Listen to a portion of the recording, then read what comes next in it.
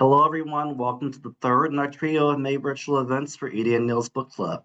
Today's event, if we could have just 10 minutes of your time, all library workers, features presentations of approximately 10 minutes in length each by the authors of Well-Being in the Library Workplace, a Handbook for Managers, and Fostering Wellness in the Workplace, a Handbook for Libraries, Inspiring Teens, Tweens, and Families to Make a Difference in the World, Programming to Advance Sustainable Development Goals. The Experimental Library, a guide to taking risks, failing forward, and creating change. Winning Grants, third edition. Collaborating with strangers, facilitating workshops in libraries, classes, and nonprofits. And creating fundable grant proposals, profiles of innovative partnerships. A post-show Q&A and discussion will follow the last of the 5 presentations at the end of the hour. As we get ready for today's first presentation, we're taking a look at many of our new and noteworthy titles. These titles are all available year-round at 10% off the ALA store list prices for ALA members. A little bit about ALA membership. It supports library funding, community development across 50 states and the Northern Mariana Islands, which impacts nearly 240,000 people, and a vast professional network of tens of thousands of members across the U.S. Membership also allows you to participate in divisions serving your field specialty, roundtables dedicated to your passions in the profession, the ALA Connect online networking forum, and ALA job lists for job searches and resumes. ALA membership also includes a subscription to the bi-monthly American Libraries magazine and discounts on ALA conferences, e-learning programs, gifts, publications, and much more. Visit ala.org to learn more about all the new benefits of ALA membership. We'll get started with our first of 5 10-minute presentations by Bobbi Newman shortly after this ad show.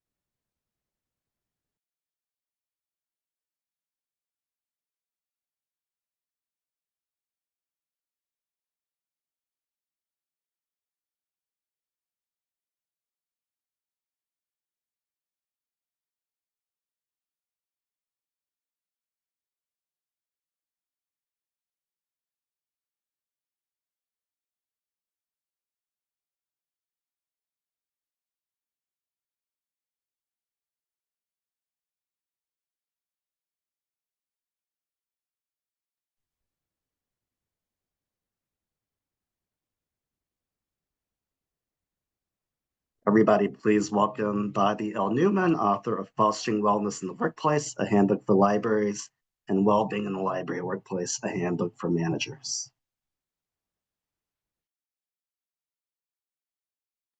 Thank you, everyone, for your time and attention today.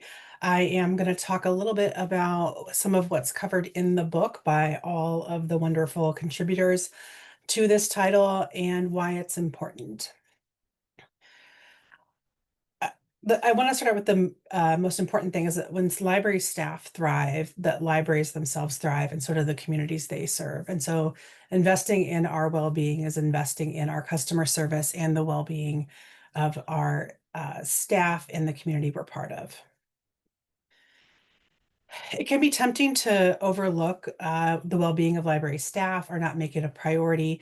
It feels like something that may be difficult or uncomfortable, but it makes a huge difference. And there are some unique challenges in librarianship that make focusing on staff well-being very important. Things like performing emotional labor, which is the idea of feeling one emotion and displaying another. Invisible labor, the things that make the workplace go smoothly that often go overlooked, things like bringing in birthday cards or treats, but also mentoring, proofreading, things like that. Librarianship as a service profession is susceptible to compassion fatigue, as are other professions. We are certainly guilty of vocational awe, which is a concept introduced by Phil Bozzi-Atar in 2018-19, where we hold our profession sort of as a sacred notion that can't be critiqued.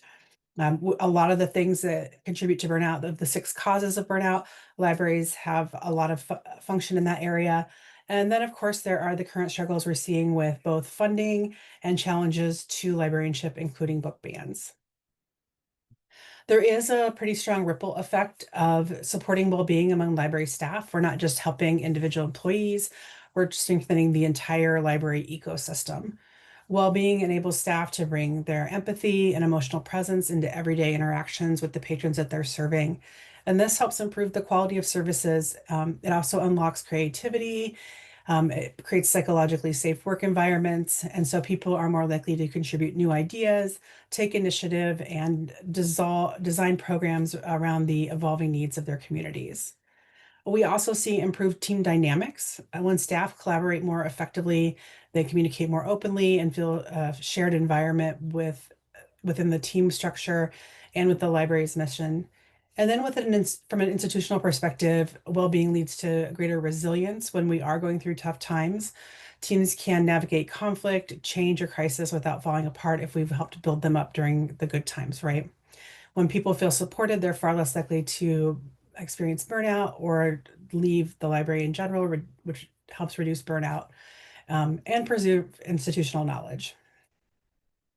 And then finally, when staff feel safe and seen, they're better able to create more welcoming, inclusive environments, which is especially important for libraries that are serving diverse or historically marginalized populations, especially right now.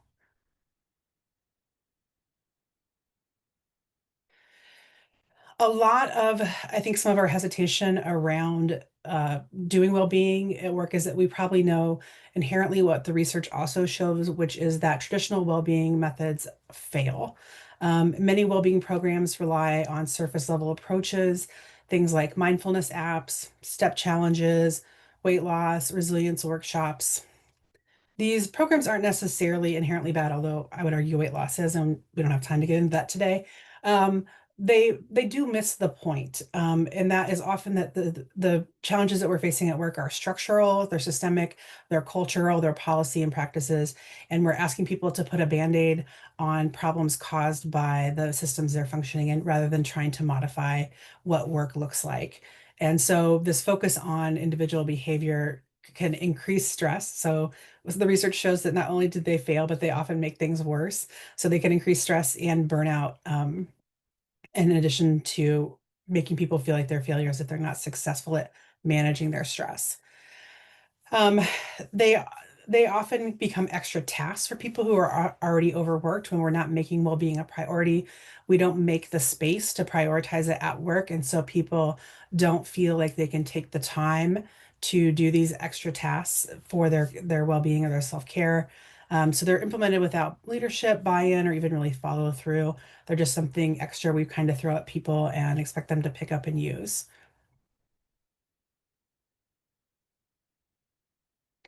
So what does actually work? In the book, there's a great selection of chapters from a wonderful array of contributors that you can read either all the way through, or you can pick and choose the chapters that you're interested in. But what they've done is provide a pretty good roadmap for creating a supportive work environment. There's things in there that help emphasize the importance of setting healthy boundaries, fostering open communication, establishing realistic performance reviews, recognizing and appreciating staff efforts, nurturing social connections, and offering professional development opportunities, which is also crucial in preventing burnout and improving well-being. And then looking at the significance of things like emotional and visible labor, implementing inclusive practices to combat biases and ensuring accessibility. And it also underscores that managers need to prioritize their own well-being and model self-care for their teams as well.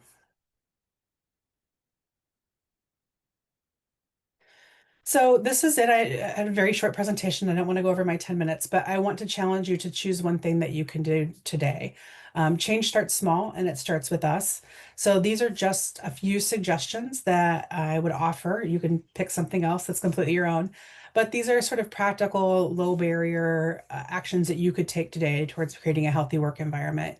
Whether you're in a leadership role or not, you can pick a thing that either is the most important to you, or maybe is some low-hanging fruit that would be easily to cross off the list. You might look at a routine that's no longer working. You could reach out to a colleague and check in with them, let them know you appreciate them. Maybe it's time to set a new boundary that protects your time or energy. Think about how you'll do that and practice what you'll say if you need to tell somebody no. I know that's something a lot of people struggle with. There's so many aspects of workplace well-being. It can be overwhelming to feel like you want to tackle them all at once, but the idea with it is to pick one thing and start your momentum, acknowledging someone else's invisible labor, questioning an outdated expectation, or just carving out space for, taking your lunch away from your desk, taking your break away from your desk can be really important. So just pick one thing and start small and know that you're contributing towards a shift in the workplace well-being.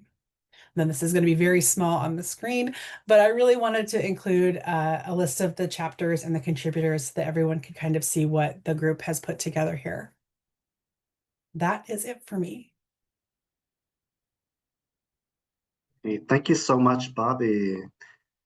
Next up, we have Amanda Moss Struckmeyer, who is the author of Inspiring Teens, Tweens, and Families to Make a Difference in the World, Programming to Advance Sustainable Development Goals. Welcome, Amanda. Welcome back. Thank you so much. Thanks for having me, and I'm glad to see you all. I'm so excited to share my new book with you. It's available for pre-order right now, and it should be available in early June, so just a couple of weeks. First, a little bit about me. I'm a school librarian just outside of Madison, Wisconsin, and prior to coming to this school, I served as the head of youth services at a public library in this area.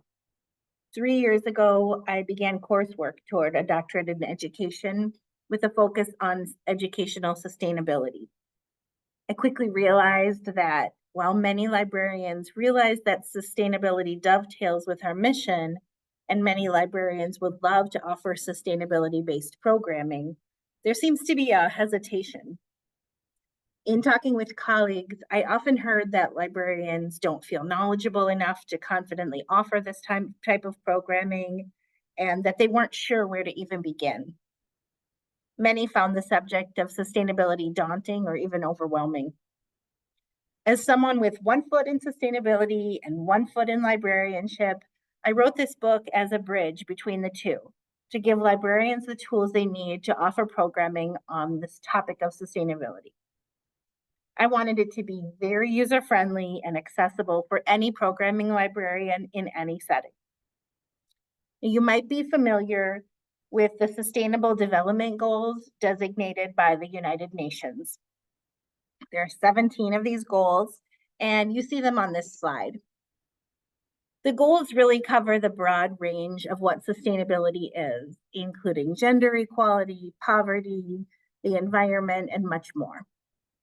And just like there are 17 goals, my book has 17 programming chapters, one for each goal. I also realized that the ideas in the book would be most useful if they were flexible and easy to implement. As a librarian myself, I realized that extensive prep work, specialized supplies and equipment, and even specific settings such as an outdoor space are often enough for practitioners to dismiss an idea or an activity. I also know that audiences vary widely. Some libraries draw big crowds, some draw smaller groups, some are set up for age-specific programming, and all ages events work better for others. I wanted to create a tool that would be useful and helpful for any librarian.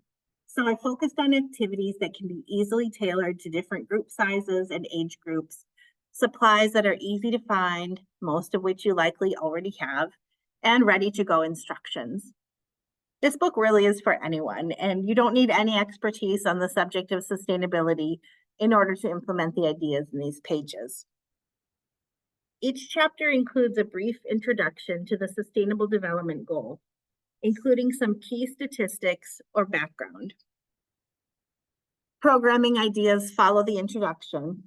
Each chapter includes 4 different family programs, 4 tween programs, 4 teen programs, and 4 passive programs, along with some suggestions for community connections.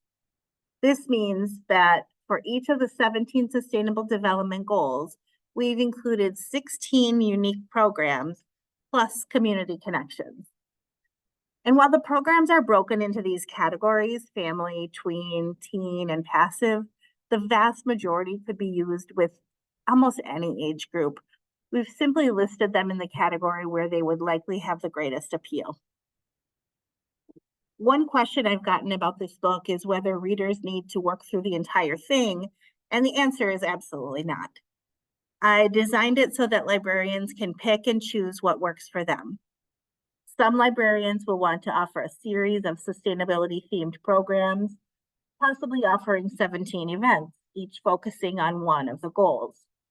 Others may wish to explore one goal over a series of several programs. And still others will choose one-off activities that match with other themes or community interest. I'd love to give you a taste of what you'll find in one of the chapters.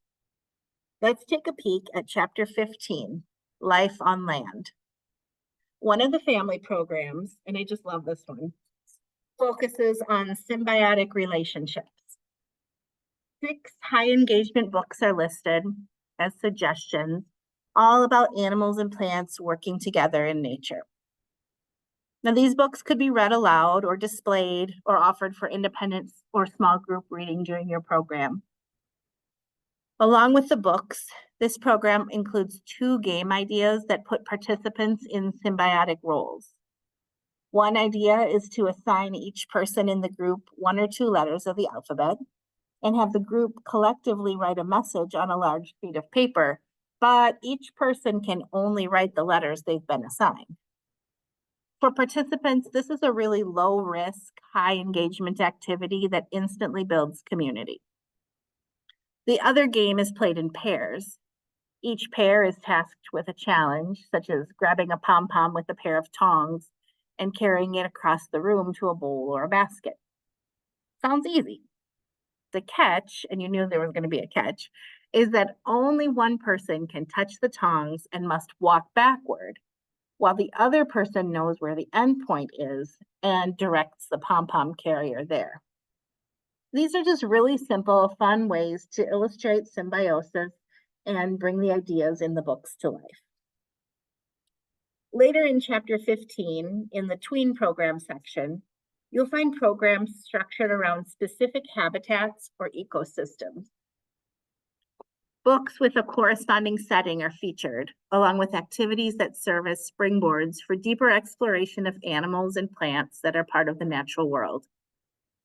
One of the programs in this section is called Resilient Rivers, focused on, you guessed it, rivers.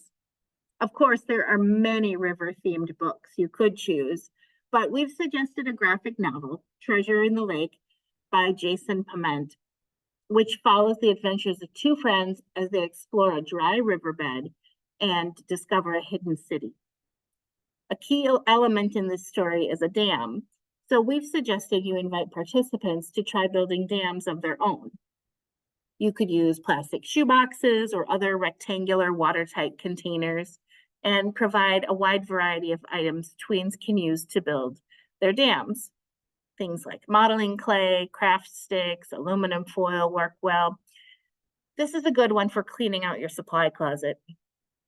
Working in small groups, challenge tweens to build dams across the middle of their containers. When the dams are finished, slowly pour water into one side of each container, testing to see how much water the dams will support. Tweens love a hands-on activity, and this one is great because it's collaborative and related to a sustainability development goal. Our teen programs in this chapter are structured similarly to the teen programs, each centered around a specific habitat or ecosystem, including desert, forest, tundra, and mountain settings. Let's take a peek at the tundra program. 4 different books are recommended. You could choose one and have everyone read the same title, or you could invite participants to choose one and discuss them in smaller groups. One of the art projects included in this program is a favorite, Northern Lights in a Jar. You have your teens tear several different colors of tissue paper, including black, into strips. And then you use Mod Podge to cover the bottom quarter of a clear glass jar in black tissue paper. To cover the bottom quarter of the jar in black tissue paper, kind of making it look like the night sky. Above and slightly overlapping the black tissue, you'll add strips of other colors, overlapping them and combining them as you like to create this kind of an interesting, unique color combination. Once the jar is completely covered and the Mod Podge is dry, add a battery-operated tea light candle inside the jar. Turn the lights down and enjoy the glow. To make this activity more sustainable, use clean, empty glass jars from food, and consider looking for solar-powered lights to put inside. You might be familiar with passive programming, which is essentially programming that patrons can participate in anytime they're at the library. One of the passive programs in this chapter is called I'm Home, or Am I? And it works best on a bulletin board or a wall that can be used for a long period of time. Each week or two, post the name of a different habitat or ecosystem on a wall or bulletin board. Add pictures and/or names of animals and plants that live in that habitat, along with a few that don't. Challenge library visitors to identify the misplaced plants and animals. Provide a display of books about the environment in question to help with this venture. If you like, include response slips for visitors to submit their answers, or construct a lift the flap answer key and hang it nearby so participants can check their responses. You'll find with ongoing passive programming like this that patrons love the routine and reliability of it. They look forward to checking out the passive programming station and participating in the current activity. And we close chapter 15 with ideas for community connections, including a partnership with a local animal shelter featuring an adoptable pet of the week on the library's website or social media channels. These are just a few of the programs in just one of the chapters. So if these sound like a good fit for your library, I hope you check out the entire book, which is available for pre-order now. Thank you so much. Thank you so much, Amanda. That was great. Next up, we have live from Toronto, Cathryn M. Copper, author of The Experimental Library, A Guide to Taking Risks, Failing Forward, and Creating Change. Welcome, Cathryn. Thank you, Ramon. Okay, I'm up and live. I'm so glad to be going after Amanda because I feel like that book is filled with experiments for all of you to try. And that's what I'm here to talk to you this afternoon about. I'm Cathryn Copper, head of the Eberhard Zeidler Library, which is the architecture library at the University of Toronto. And the book that I wrote is about how to use experiments to fuel change in your libraries. So I also have to warn you that once you start thinking about things as experiments, it's something that you can't turn off. And everything will become an experiment to you in your library, but this is actually a very good thing. And I'll tell you why. Okay, the world we live in today is very different from the world 10 years ago. We all know this. I like to think of Uber as an example. Like 10 years ago, I feel like I was very hesitant to get in an Uber because I thought, like, who are these people that are going to be driving me around? And now Uber is everywhere. And you don't just get a ride, but you can get your food, you can get things from the drugstore, whatever, delivered to you. So that was just 10 years ago.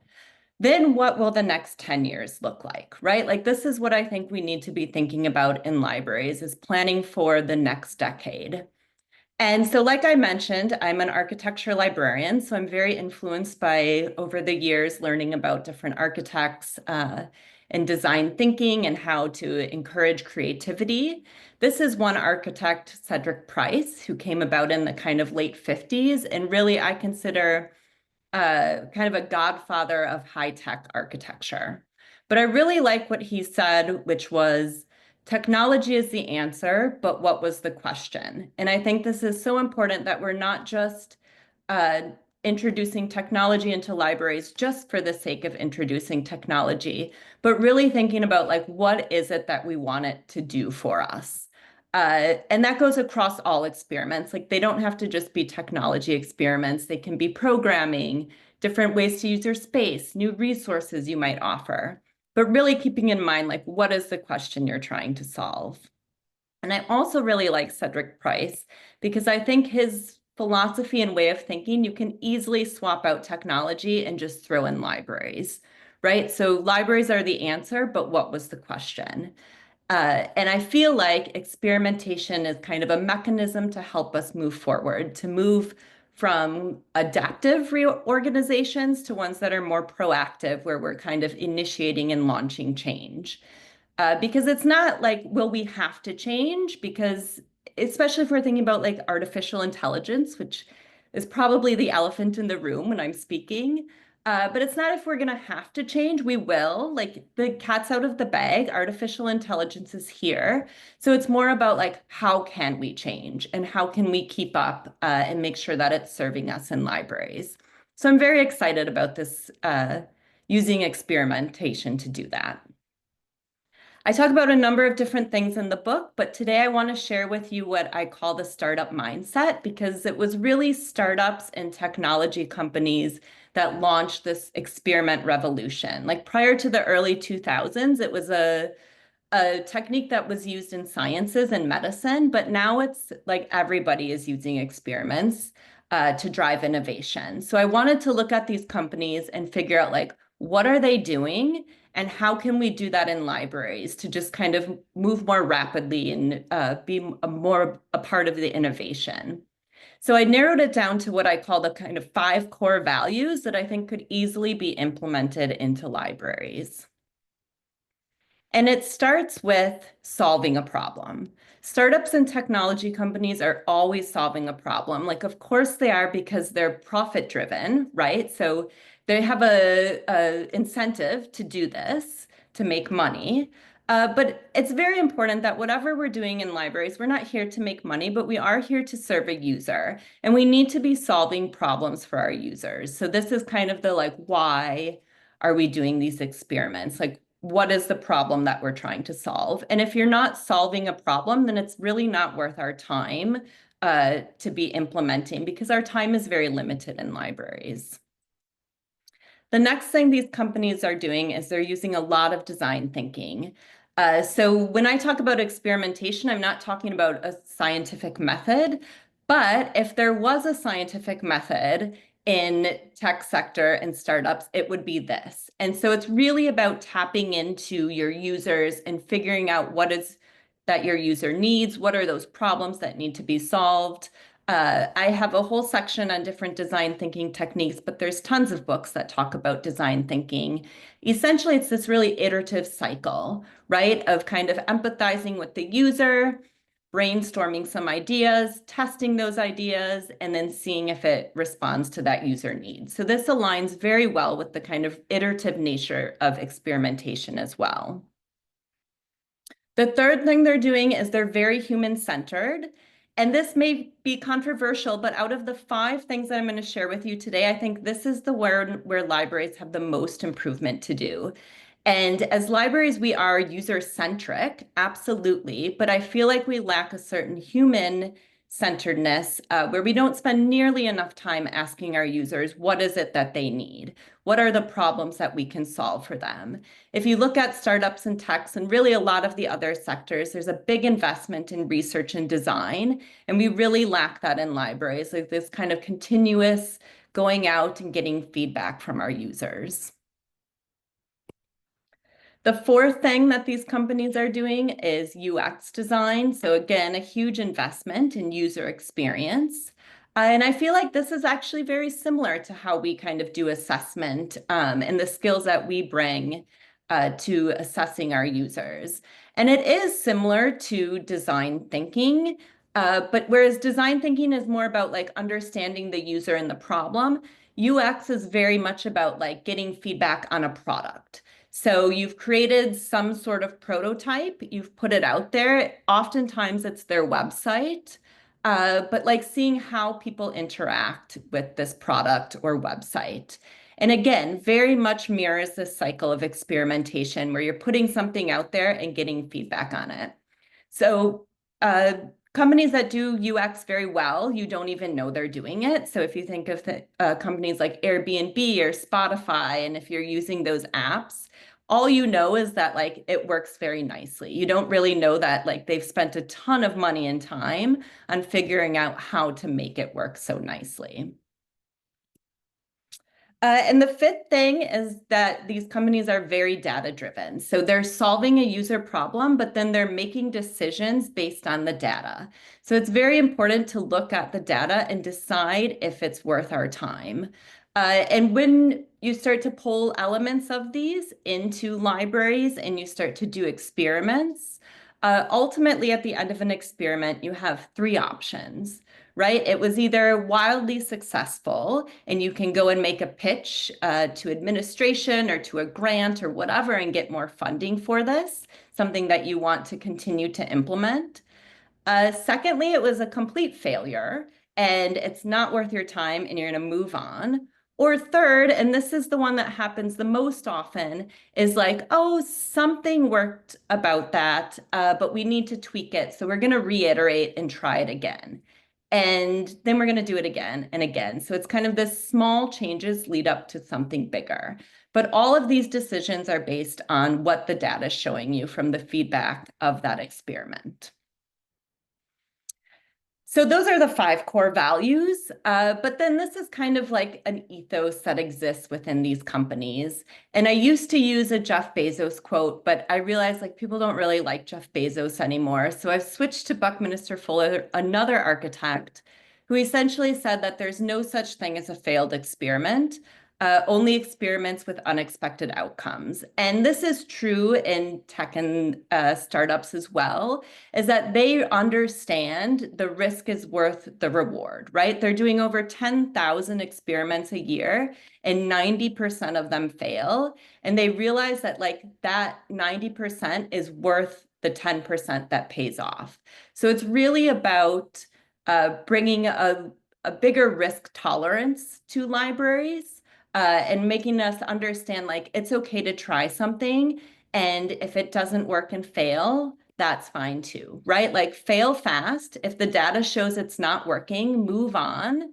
And what did you learn from it, right? And so this is why I feel like experimentation is really the answer to having a small budget, a small staff, and limited time, is because there's very easy ways to test something with a low budget prototype and just get feedback to even know if it's worth that bigger investment. So be agile, be flexible. This is where I think we need to be in 10 years. Experiment, but also be willing to fail. And also like keep compassion and continue to be curious. I think librarians are all of that now, and that's going to serve us well into the future. So I started with Cedric Price and I end with Cedric Price. This is one of his projects that was unbuilt, but it's called Fun Palace. And it was really supposed to be a center where people could meet and interact. They could learn a new trade or a craft. They could observe art. They could make art. You could just hang out for the day. And without going into a ton of detail of what all these lines mean architecturally, it's supposed to be a building where it can kind of move and be flexible and adaptable, but also just the idea of what would happen in that building. It sounds a lot to me like a library. So we don't always have control over what our buildings are, but we do have some control over the people in it and the resources we're offering. So I encourage you to be flexible and adaptable and use experimentation to move your ideas forward. Thank you so much. This is the book, and there's a ton more about examples and culture changes and all of that in the book. Thank you. Thank you so much, Cathryn. Next up, we've got Stephanie K. Gerding, who is the author of Winning Grants, 3rd edition, latest book. Welcome, Stephanie. Thank you so much. Another great segue here. Let me share my screen. Okay. Hi, everyone. I'm really thrilled to be here with you all today. I'm a librarian deeply involved in library grant work. For over 20 years, I've been in every role, writing successful proposals, reviewing and funding them, managing projects, and being hired to do the work of the grant and evaluate the impact. I love this work and I love teaching about it. I hope today really leaves you feeling inspired. So whether you're new to grants or not, your library skills are a strong foundation. From understanding your community needs to researching funders, you're probably more prepared than you think. Serving the community and building relationships are at the heart of both library and grant work. Plus, libraries have great reputations. People trust them. They get warm fuzzies thinking about past experiences. While funders may not always understand everything that libraries do today, they do see libraries as safe, reliable partners. So let's take a look at the grant process cycle from my book. The first phase is plan for success. Establishing a strong foundation early on streamlines the entire process. So we're going to cover 10 tips. The first tip, and I would say the most important one, is to focus on the people. Grant work is about people, not just about money. Funders want to help people. They don't want to just buy things. Prioritize your community's needs and show how your project will make a real difference in lives. Tip 2 is to use what you have to plan ahead. Strategic plans are a really powerful shortcut for library grant work. They define priorities, show community need, and outline goals and outcomes. This saves time and it provides what funders want most. If your project aligns with the strategic plan, it's also more likely to be backed by your library's leadership and board. You can also look to city, county, or partner plans, use existing data that you have, and show how your project supports real needs. Planning ahead also lets you act fast when opportunities arise. And that leads us to tip 3, know your community needs. So funders want more than just good ideas. They want projects that solve meaningful problems, just like Cathryn was talking about. If you don't have a needs assessment, even just a few conversations with community members, with leaders in your community, can help reveal their priorities. And once you have 3 to 5 needs that align with your library's mission, you're ready to design projects that matter, which is the next phase in the cycle. A grant project is really the solution to the compelling need or problem that exists in your community.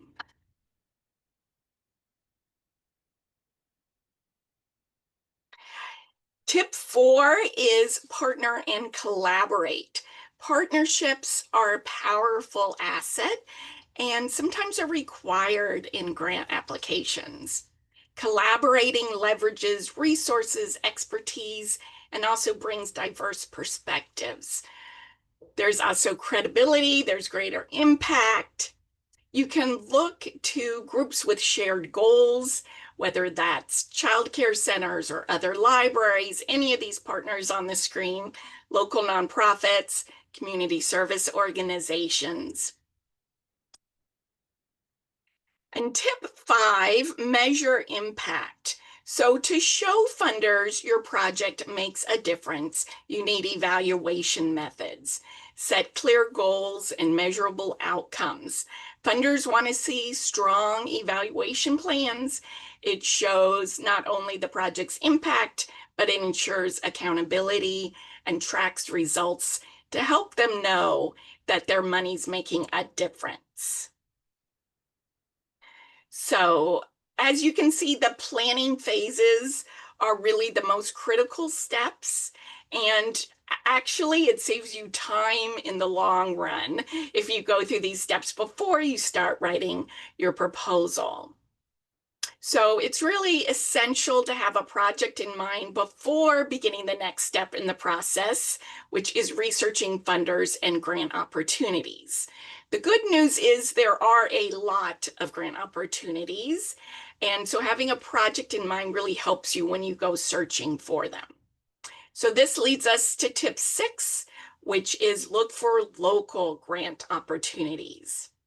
Local governments, businesses, nonprofits, and service organizations want to support their communities, your library included. They often have smaller grants with less competition and less paperwork. A $500 or $2,000 grant can do a lot, and it's more manageable for your library. You can try out some of those experimental projects. Success with one grant often leads to more opportunities and more community support. I do want to encourage you, to connect to your local community foundation. They are a really valuable resource. They'll know your local funding landscape. And as you can see, there are a lot of community foundations. Another shortcut tip is you can visit my Library Grants blog at librarygrants.blogspot.com. I post national or large regional grants, and I always verify that libraries are eligible. Okay, we're finally ready for the next phase. You have all the pieces in place to start creating those winning proposals. And the first tip I'll share for this phase is ask for what is needed for success. Don't shortchange your project. I once reviewed 2 grants that were for similar LSTA proposals. So one asked for laptops. The other asked for laptops plus a charging cart, tables, and someone to teach classes and train staff. Both were funded, but the first could have gotten a lot more if they'd asked. Tip 8 is to combine data with emotion. Yes, funders want data, but people make decisions with their hearts. Include stories that show how your project will help real people. That's what will resonate with reviewers. Tip 9 is to pay attention to the details. Follow all the instructions in the grant guidelines. Meet deadlines. Small errors sometimes suggest carelessness. Your proposal really reflects your library's ability to manage a grant responsibly. All right, the grant journey doesn't end with proposal submission. Whether you're successful or not, this is an ongoing process. Implementation, evaluation, and improvement are also involved.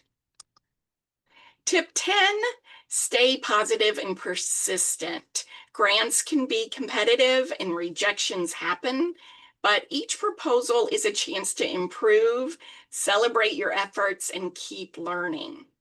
Let me leave you with one of my favorite stories, Angel Fire Library in a small New Mexico mountain town. I first visited 20 years ago. It was a one-room, all-volunteer library. I delivered their first public access computers from the Gates Foundation. And this grant really sparked community energy. The volunteers decided to build a library building, and they did all kinds of fundraisers. And a volunteer named Joan set a goal to submit 1 grant a month for a year. She won 7. She said it got easier with each one, especially since many grants ask the same questions. 3 years later, I was there for the ribbon cutting of their beautiful new building. So don't hesitate to take the first step, as small actions lead to progress, and always focus on the people. Good luck with your grant writing. Okay, thanks so much, Stephanie, and thanks for having a slide with all the tips at the end. These presentation.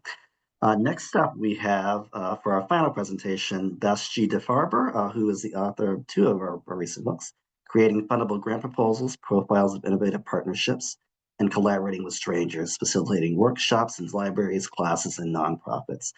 Welcome back, Bess. Thank you, Raymond, and thank you for inviting me to do this presentation. Let me get my slide.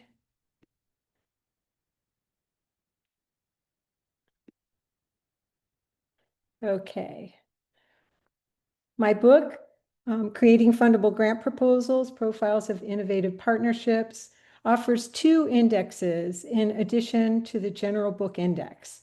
One listing all the applications submitted to these specific funders on the left, and another pointing you to applications for these specific grant project types.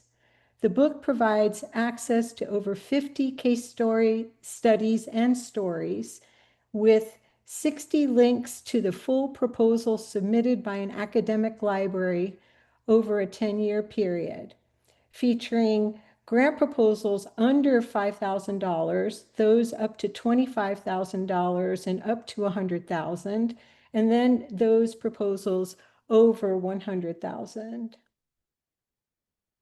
Just a little bit about me. I have 35 years of experience as a funder, as a nonprofit consultant, also as an academic library grants director, and now I'm a grant seeking and collaboration development consultant.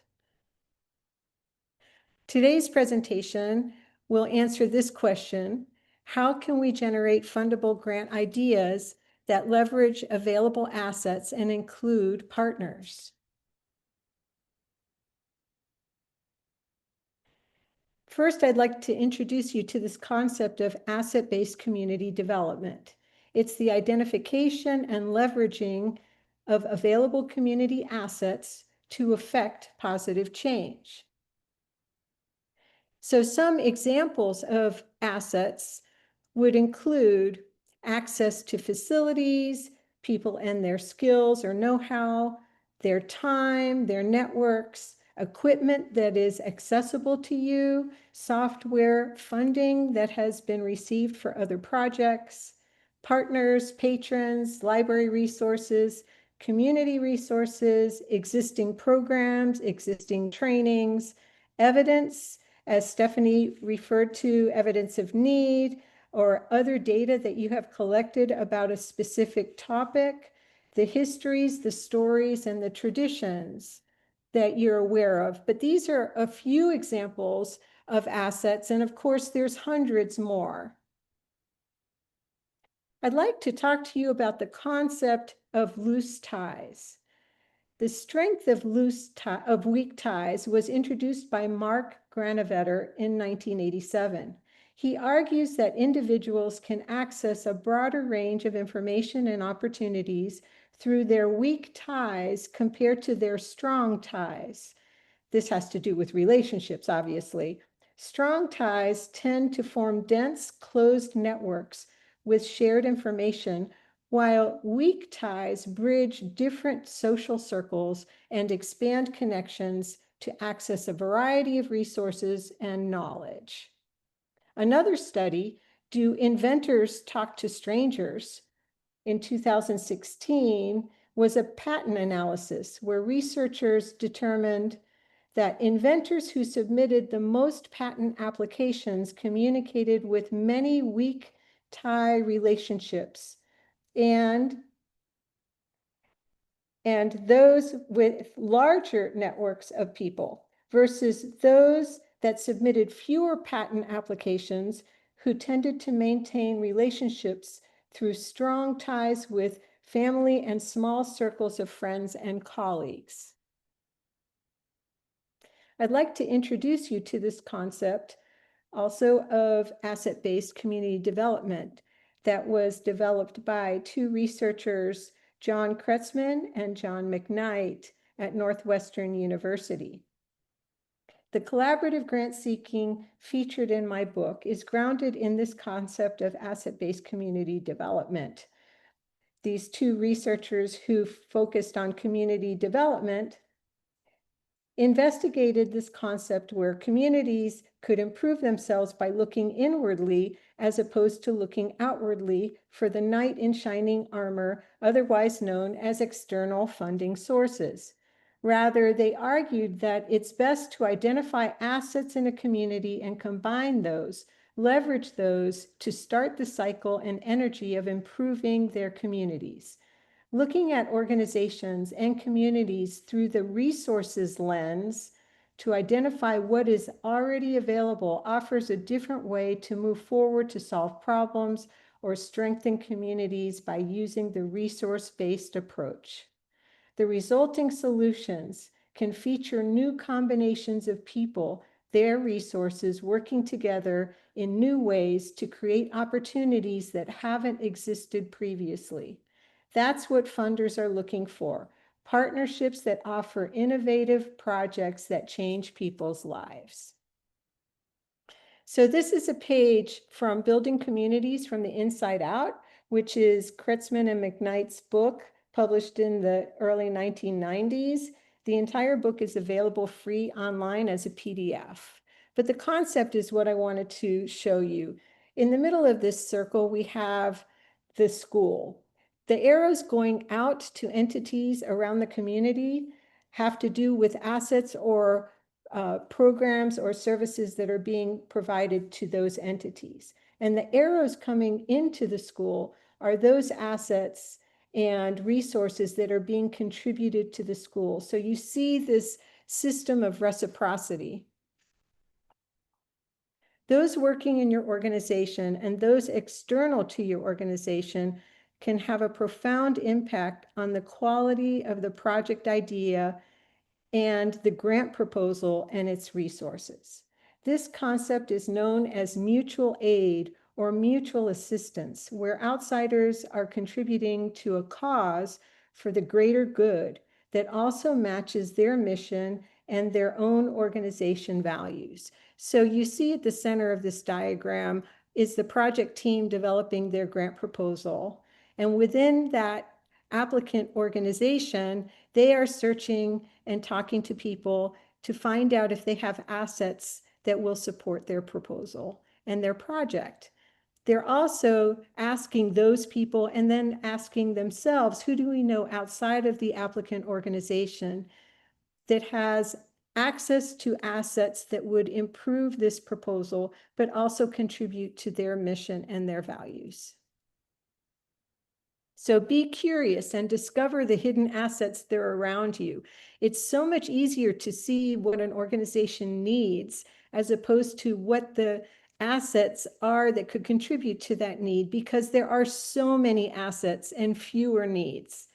The 4 ways that you can access this information is to brainstorm, survey, complete individual interviews, which takes a long time, and group interviews. But some of the questions you might want to be answering are, what partners, local, national, or international, have you worked with in the past 3 years? What types of projects have you created or worked on? What associations are you actively participating in? What courses or classes have you taught? What's your current research interests? What past fellowships or grant awards or other awards have you received? What grant panels have you served on? This is a surprising question because so many people have, but they don't really advertise that. What archival or digital humanities experience do you have? What languages do you speak? Cultural groups do you belong to? Geographical regions are you familiar with? And what articles have you written or published, and who has published those? So I also wanted to introduce you to where good ideas come from, and Stephen Johnson, who is a creativity historian. He shares that in order for you to innovate, you need to put your brain in environments where you are interacting with lots of different people.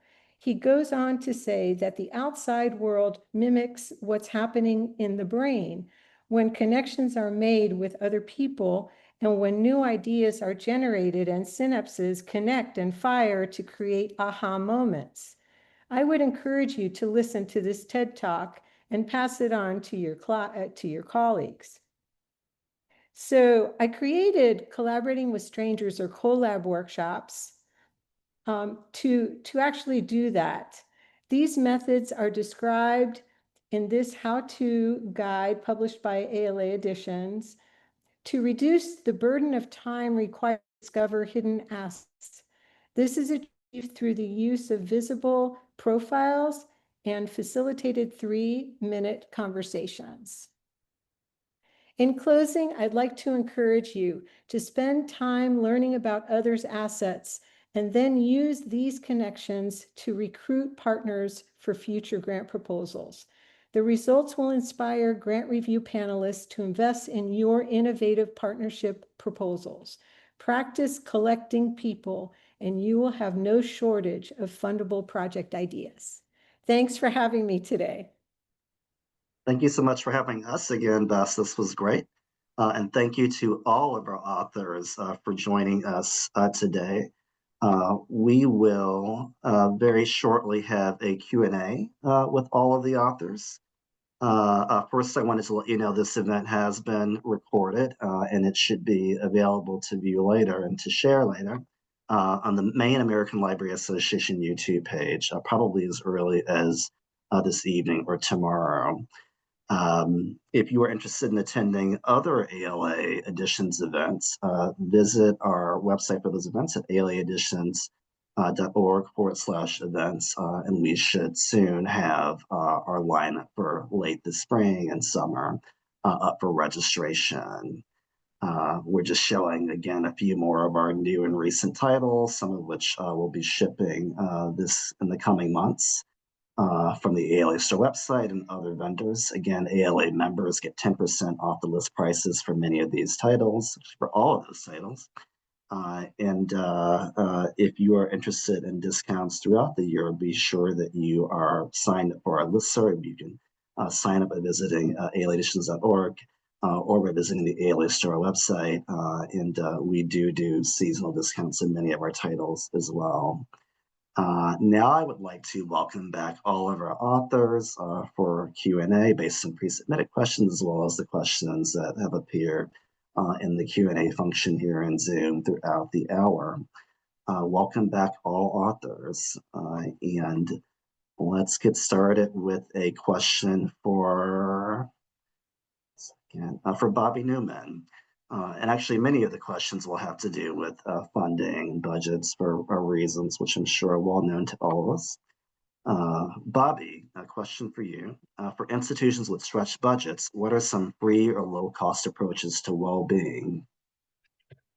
Yeah, that is a really good question because it turns out most of the things that actually benefit well-being don't cost anything.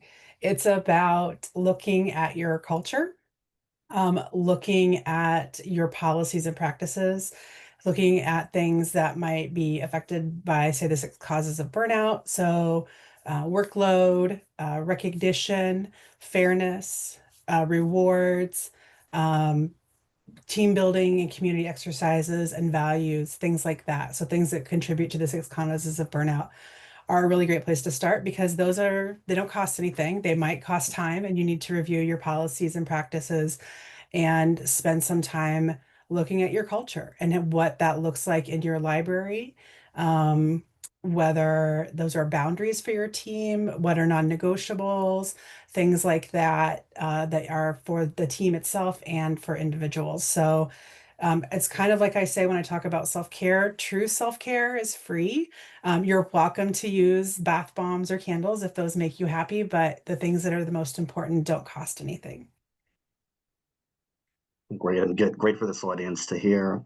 Staying on the topic of cost savings and just emerging challenges in doing things the way that we want to do them in the profession. Question for Amanda. What would you tell librarians or library users that are concerned about staying true to sustainable values while also engaging with emerging technologies like artificial intelligence, which come with significant environmental costs? That's a great question. And I think we really just need to start with awareness and becoming comfortable staying current with information and news and developments that come out. And this is going to be a long-term challenge. This is going to be something that we grapple with for the long term. And it definitely is, you definitely have to weigh the costs and the benefits. And I think just raise, like maintaining your own awareness and working to raise awareness with people around you is going to be a key. And there's no simple or quick answer to that, but I'm so glad you brought that up because it's a huge reality for everybody right now. And that question actually came from Cathryn. So Cathryn, if you want to volunteer any follow-up thoughts on that, I think it would be great to hear about your books and conversation with each other. Well, I think Amanda's, right, that it has to be a part of the conversation, right? And, we did something recently in the library where we had people come in and try out new AI tools, but it was much of a come to the library and try these tools as it is come and have a discussion about them. I don't know, it's so hard. We're in a very gray area, right? But I think it is we do need to acknowledge that many of these AI tools are run by big companies, the big tech sector, and it's a bit of a monopoly, and it's, data workers aren't always treated well, but also, there's a huge sustainability cost to this. And I don't know what the answer is, but I think libraries can be a place to have that conversation. Agreed. And something that you brought up in your work, as well as suggested earlier in your presentation, Cathryn, is just about the importance of upskilling and identifying your place in these developments. So a question for you is what skills do you think library workers will need to develop in the future to confidently embrace experimentation and lead innovative change within their institutions? So funny you ask me this question, because this is something that we've been talking about as a team of librarians at University of Toronto. And I think I could write another book about it, because there's a lot to say about the skills librarians need. But the one that I don't even think they're hard skills. I think they're soft skills. And it's you have to be flexible and willing to change. And I also tell librarians all the time that we've all done that. We've started, many of us in our career, with a physical card catalog, and look at where we are now. We've always adapted and changed. And that's going to continue to be the case because we don't know what the next 10 years will exist. I have a lot to say about, what AI could do to research skills, or the need to be kind of research specialists, but that's a different conversation. I just think we need to stay flexible, and stay curious. So we're continuing to learn about the new technology. Absolutely, and also lean on each other for knowledge, and just to get the intel that we're not able to keep up with on our own. Yeah. Also, speaking of which, question for Bess: what challenges do you think can arise when planning a grant project with a new partner or another collaborator? Okay, well, I would say that insufficient communication, a lack of responses, a lack of clarity of roles, and the financial resources that are going to go to that partner to perform those roles. I think last minute changes or last minute requests can doom you because you have no idea about the workload that other person is dealing with, and you're asking for their letter of commitment with 2 days before your deadline. And staff that don't have approval to participate in these partnerships. They haven't talked to other people about whether this is an allowable use of their time, and haven't gone through the approval process. They've just decided they're going to do it and hope for the best. Absolutely. Bess, a follow-up question, and then Stephanie can chime in on this as well, is, how does that conversation around partnering and collaboration apply to small and rural libraries? And then the follow-up question for Stephanie would be, how can small libraries compete with larger organizations for funding? And actually, perhaps both of you can answer that question. Well, small libraries have the bigger problem of one person with multiple roles. And I think that's where, they don't always have to be the applicant. I would encourage a small library to partner with a larger institution or another organization within their community that has maybe a few more staff members that could handle the management of a grant proposal and also might have more experience submitting proposals and managing them.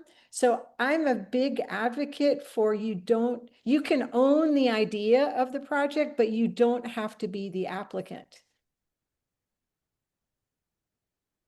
Great. Stephanie, your thoughts? Yeah, I definitely agree. And I love working with small and rural libraries in grant work. They often really know their patrons personally, and they have a lot of great community collaborations already going on. The other great thing is that there are fewer layers of approval, less red tape that they have to deal with. So they're often able to really try those experiments out, adapt projects a lot faster than larger libraries can. And funders, they do like to see that even small amounts of funding can make a big difference. And that's often the case in those smaller libraries. And there are grants that are geared towards small and rural libraries as well. ALA has some even, so. Yeah. I have a very closely related question for Bobbi as we move into our audience questions. In the event that you do want to pursue grant funding for well-being initiatives, what tips do you have for stakeholders or for people pursuing those grants to make the stakeholders care about well-being and see the value in monetizing it? So, yeah, my recommendation would be to look at the research around how improving well-being of staff improves community service. So improves our relationships with each other inside the library and our teamwork, but also will improve the services that we provide to the community, improving relationships with patrons, better customer satisfaction, that kind of thing tend to be what makes people willing to put money behind well-being versus just focusing on the well-being of the staff themselves. And then I think I mentioned this briefly in my presentation, but I would really just steer clear of anything related to weight loss or movement-based programs. There's a lot of issues with those, including privacy issues, both internally and in who you might opt to partner with. So the research shows they don't work and they sometimes hurt people. So they're not a good use of your money anyway. So. Understood. Now going on to, and thanks again, Bobbi, now going on to the questions from the audience. The first one I see as an answer is for Cathryn. Do you have an example of an experimental or experiential program you have done in your own library? Yes, thank you for this question. It's hard to cover a lot in 10 minutes, but I have a ton of experiments that I've done in my library. And like I said, I think of everything as an experiment. So sometimes it's hard to distinguish between what was like an intentional experiment and just what I call an incidental experiment. But I will share that I used to be very intentional about it. And I had a little station at the front of the library. And every semester I would rotate a new piece of technology, but it was very low budget. So I'm on architecture, right? So we did a 3D doodler where you could do 3D, whatever. It's like a pen to make 3D objects. We also had a holographic box so the design students could do their renderings or designs on the computer and then see it live 3D in this box. And you'd be surprised, these things were not super expensive, under $400 or $500 just for that box. So those were things that I was doing intentionally. I'll share recently, we did something at University of Toronto called a Playdate. So we had 4 different libraries, and this was the AI where we invited people to come in. We called it the Library AI Playdate. And every day, each library was open. And so I consider that an experiment because it was like something new that we were trying. Were people going to drop into this event? What did they want to know from libraries about AI? And also, like, I don't call it a failed experiment, but we did not get a huge turnout at the architecture library. The big libraries on campus got a huge turnout. So for me, it was just kind of a lesson in like, well, maybe next time I should be out in the cafeteria, or maybe it should just happen at the big libraries, like drop in things like that. So everything's an experiment. It's just a different way of thinking about the projects that we're all doing really right now. Totally failing forward and, just keeping one foot in front of the other. There you go. Exactly. Question for Stephanie from Sarah Vasquez, and Bess, you can chime in as well. Stephanie, I was wondering if you had suggestions for where to go for a grant that would help with structural or building issues. Are there grants that cover this type of thing? Great question. Yes. So these are often called capital funding grants. They are less common, they are more competitive.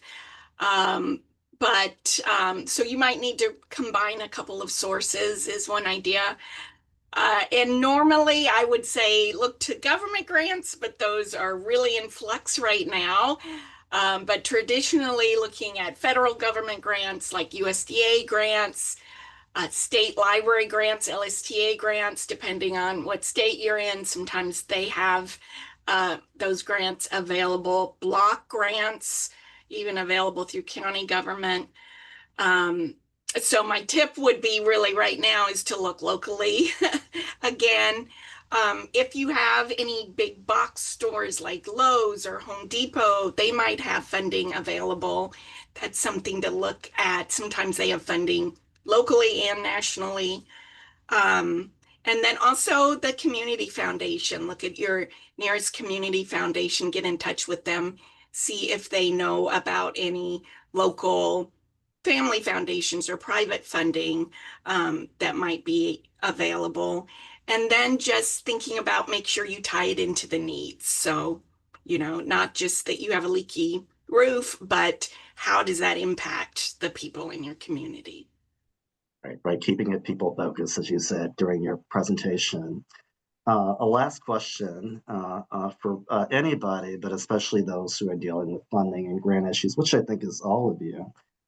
Collaboration is important, but how do you prevent those with the funds from changing the fundamental goal of your proposal? And you can each share your thoughts on this in the rounds, maybe starting with Bess, who looks like she's ready to talk. Yeah, I think that, when you have your project team and you're facilitating these kinds of discussions, if it's possible, you want to make sure that you don't have a saboteur in your midst. There is literature written about saboteurs, and I include it in, I believe, the Collaborating with Strangers book, but that they are self-interested and they can move the needle, but you have to be steadfast in the proposal that you are creating and making sure that the vision for the project and the goals of the project come out on top. Everybody at the table may have self-interest. You want that self-interest to come out early in the process so that you can guide the proposal and keep the mission creep out of it. I think that those discussions early on about what people expect and what they want right at the beginning of the planning process is really important so that it doesn't come out way late in the process and then you've already got the budget done and you've got the narrative done and now somebody's changing their mind. Yeah, I agree. Hold those boundaries. The only other thing I can think of is partnership agreements are really important. So get it in writing, right? What the goals are, who's going to do what, so that it doesn't change as you mentioned as time goes by.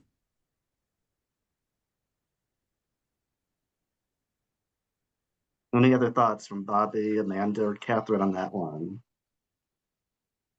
No other thoughts? Well, I mean, that said, I want to thank you all. This has been a great hour and 15 minutes, rich information, obviously focus on a couple of the issues that are weighing heavily on all of us.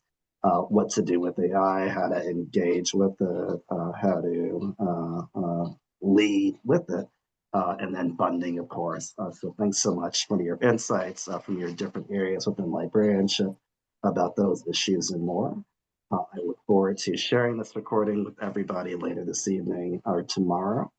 And again, if you want to hear more events from ALA Editions, be sure to follow our site, our social media pages, as well as our website, alaeditions.org, where we list events usually on a monthly, and in this case, 3 times on 1 month basis.